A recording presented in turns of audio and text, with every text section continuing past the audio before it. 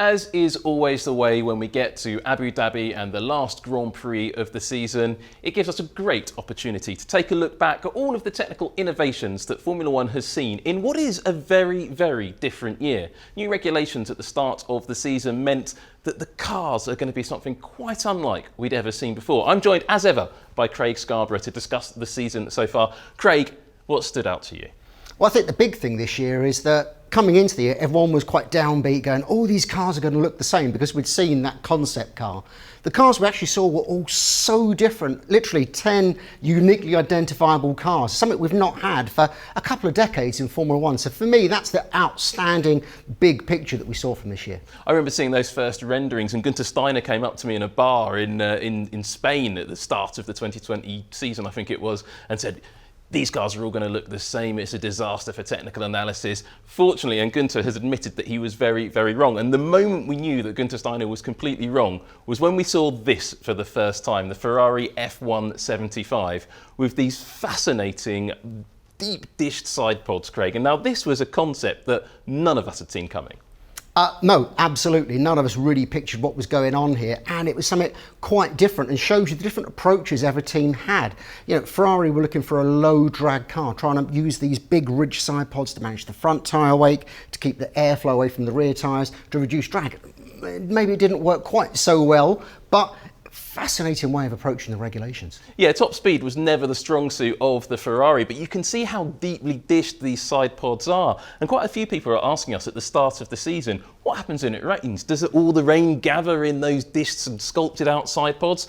Well, when Haas introduced their version of the side pod later in the year, very clearly copying the Ferrari concept, we did get an opportunity to see when in the wet, did the rain all pool in the side pods of the Haas and the Ferrari? And the answer was, no, they didn't. This very distinctive sculpted shape just let the water run off the back. So you didn't get the puddles in the side pod. But for me, that was one of the biggest introductions to this season, that it was going to be quite different and quite exciting. But what we'd expected to see from the side pod designs of this new generation of Formula One car was pretty much what we saw Mercedes turn up at the first pre-season running in Barcelona with. Very conventional side pod shapes. Now the ducting can be square or curvy like we saw on the show car, and you can see that really clearly here. And this was just a very conventional side pod, not much to write home about, and that was it. That's what we expected Mercedes to come. They'd won last year's World Championship, small wind tunnel allocation, super conventional, and that's how the season would go on, Craig. Well, so we thought, wasn't it? So I remember everyone saying at this point that these side pods were groundbreaking and it was going to make the car so fast. But there were a few clues here, actually. If you look at the floor line here, there's a few little shapes here, and then you look at the inlet. Mercedes then, at the official pre-season test, came with something completely different, what people were calling the zero side pods. And really all this was just a repackaging of what we saw in Barcelona. Underneath, everything was the same. Again, you can see that unusual floor line there, and the general shape of the inlet was actually there already. And what Mercedes have done is they've completely repackaged the monocoque and the cooling to make these side pods as small as possible.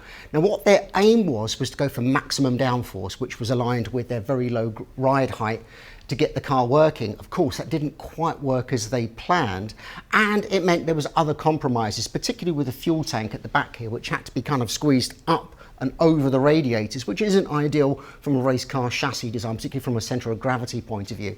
But there were some positives in this, and the car certainly, when it's working, does produce the downforce. And this was one side pod design. At one point in the middle of the season, there were really big rumours that Mercedes were going to completely abandon this concept because the car clearly wasn't working. The car was not competitive at the start of the year. But actually sticking with side pods that didn't work as expected at the start of the year, I thought we'd just take a flashback to the Williams side pod from that first pre-season run in Barcelona. Now, this is something that we only saw very briefly on the Williams, but just take a look here at this duct on the exit of the top of the side pod. And you've got this very open shape in here. Now, in an early interview, Williams said this was all to do with cooling, but I had a good nosy into that slot, Craig, and that's nothing to do with cooling, is it? It wasn't. You can actually see daylight through here. So the inlet at the front of the side pod was split in top and bottom halves, and airflow coming here would go straight out through this hole. It looked like one of those kind of could be a genius ideas to improve airflow to the back of the car. Lots of the radiators were packaged back at the top of the car over the engine. And again, is one of these concepts that we looked at, thought, is there potential in this? And very early in the season, we saw that this wasn't the solution that perhaps they thought it was. They ran it all the way through that first few days of running in Barcelona. We never saw it again, but all the way through the season, the car has retained this little slot on the back of the bodywork, but it's always been blanked off. So a little avenue that Williams pursued at the start, but went away quite quickly. But the big challenge for Mercedes and a lot of the teams all the way through the season, we started to see in Barcelona, Craig, but it didn't really manifest itself until the season started. Yeah, I mean, at the end of 22 races, seeing this again seems quite shocking, doesn't it? And it's certainly at the beginning of the season, through those early tests, even during some of the team shakedowns, Mercedes admitted in the first laps of their running this car, porpoising. And every team was afflicted in some way or another, some more, some less, some more predictable than others. And what it was all about was down to two things. It was the aero fighting the suspension. Obviously, the aero had changed massively this year with the ground effect underbodies and the floor coming right down to the track surface. But also, there was a big simplification of the suspension, which took away lots of the clever tricks, particularly at the back of the car, that allowed them to control the suspension so much better. So out on track, you would either have an aero-instigated or a track-instigated bounce, and that just got worse and worse. And it got to the stage where the FIA had to step in for safety reasons and introduce the AOM, the Aero Oscillation Metric. If you can remember all of those words packaged into a very little small acronym, which basically said, if your car porpoises too much, we're going to step in and make sure that your car is safe to run. And you can see how it happened. The air would rush in under the car, and then the car would be sucked down by those aero forces, hit the ground, then the air would all stall and the suspension would pull it back up, and you get that oscillation over and over again. And it was hugely violent, and some of the drivers just really felt it in their back. Lewis Hamilton notably, and perhaps a little bit conveniently for Mercedes, trying to get that rule change introduced. The FIA came back and forth a little bit, but we really saw the incidents of this porpoising going away later in the year. But I think that was also down to a little unseen innovation underneath the car, these sort of ice skates that a lot of the teams were fitting at the rear of the car. Yeah, lots of teams have found lots of different ways, as I say, with the springs and the dampers in the back of the car, some very clever solutions being done with purely mechanical means, and controlling the floor edge, which has been the key thing, getting the airflow, making sure air's coming out or going back underneath at all ride heights, but particularly when the car gets very low to the ground at high speed with high downforce settings, and any flex in the floor would actually allow the porpoising to start, because the floor would actually flap. So those metal struts, the skates underneath, and adding weight to the car, which has obviously been a big issue for everyone this year, all help to not quite eradicate it, because you still see it, but in very sort of softened form. You'll hear the cars on the straights just scraping the ground. So there's still a small amount of porpoising out there. Yeah, it's not completely gone away, but it has been largely combated. But something that has also gone away, well, we thought had gone away, was copying. Now, this is the Aston Martin at the Spanish Grand Prix, and this car became nicknamed the Green Bull because Aston Martin turned up with a complete concept change at that Spanish Grand Prix, and everybody said, oh my word, that is a straight up copy of the Red Bull, particularly around the side pod area. You can see the same shapes are almost perfectly replicated around here on these cutouts on the floor, the very distinctive cooling slots on the side of the car, and then this sort of double humped side pod concept that Red Bull started the season with and Aston Martin only introduced at the Spanish Grand Prix. However, Aston Martin did not copy Red Bull, did they?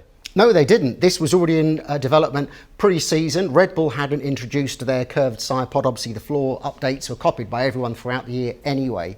So this was already in progress, and probably because they've had some engineers taken over from Red Bull, because there's a churn of engineers. Obviously, the bigger teams with the budget cut and the aero restrictions are trying to lose staff. Aston Martin, as a team that's grown from Force India, Jordan, Racing Point, are trying to grow their aero team. So there you'll get a natural passing of engineers, and they'll recall that shape of mirror and that shape of side pod work well. So it's not a copy, it's just, I know the solution works, let's fit it to this car. And the FIA went and had a very close look at all of the working out for both Red Bull and Aston Martin to check if anybody had copied anything, and they came away and said, actually, no, it's all probably fine. Nobody's copied anybody at all. Sticking with Aston Martin, Craig, this really changed. I think we're going to see a lot of this next year. I'm surprised we didn't see more of this in 2022. Yeah, so every regulation, when they were trying to create the shape of these cars, the regulations were designed with radiuses and shapes and exclusion zones to try and create the shapes that they naturally wanted. But Aston Martin read the rules in a really lateral way and were able, rather than to have a curved wing edge here, to carry that curve the other way and then again and then back down to create an end plate section here. Now this actually adds to the downforce. It allows more high pressure to build up on the wing, which gives you more downforce at high downforce tracks.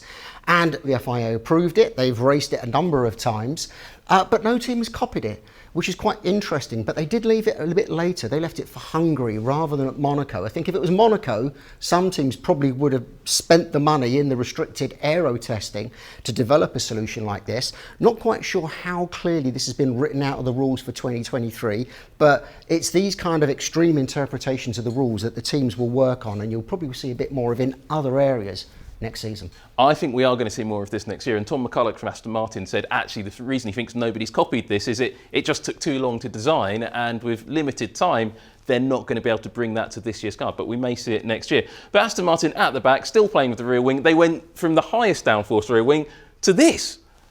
The lowest. Yes, lots of teams carrying way too much drag in their cars, particularly the teams that had, compromised aero concepts, and Aston Martin certainly were one of them. It's not the car that they wanted. It carried too much drag, which meant that high-speed circuits where you want to get the maximum top speed, you've got to cut drag from somewhere, and the rear wing is the only way you can do it. So you'll get this really extreme disc shape, and as you can see on the trailing edge there, it really does cut the wing away to the minimum angle of attack that they can get away with and still have stability on the straights and under braking for the slower corners. Well, straight line speed was the weak point of the Aston Martin package, but another famous name in Formula One had an even bigger weak point, and we've got to talk about it. It's Ferrari. Their power unit reliability through the mid part of the season was absolutely woeful.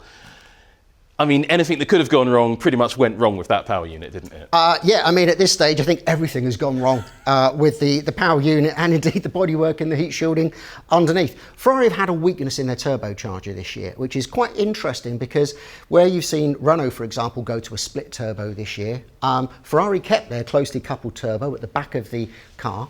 So you thought they wouldn't have problems with this, but yet they did. And several times we've seen Ferrari engines, not just in the Ferrari, in their customer teams as well, have the turbocharger blow up, and with huge consequences, because parts spinning at 125,000 RPM suddenly exiting even through the ballistic shield creates a lot of damage and smoke and fire. Yeah, when your internal combustion becomes external. But why is this technical failure or set of technical failures in a video about innovations? Well, actually, I think this is a very clever interpretation of the regulations by Ferrari, not to blow up their power units on purpose, but there's a power unit freeze. You cannot develop your power unit all the way up until to the start of the 2026 season when the new regulations come into force. But there is one key exception to that. If your power unit is unreliable, you are allowed to continue your development. So Ferrari made a conscious decision at the beginning of this season to not worry too much about reliability, but build the best and most powerful power unit that they could. And if they blew up a few along the way, well, they can tweak it to improve that reliability. And through the season, each power unit Ferrari introduced into the cycle was slightly improved over the last one. They'll continue that development over the winter, and they could end up with a very, very powerful power unit going into the 2023 season. But what we have to do, Craig, what was the biggest technical innovation of 2022?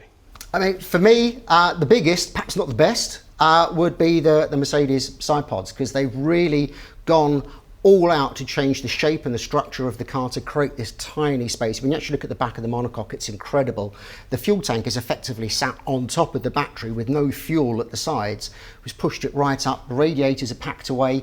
Even the intercooler for the engine, for the turbocharger, is now 3D printed. It's a tiny thing, size of a toilet roll, if not smaller, compared with a radiator that would fill a side pod, such as the McLaren runs. So I think this is the biggest thing that I saw this year that really excited me, really got me thinking about, what can you do to make a car work? But sometimes big compromises don't lead to the best solution.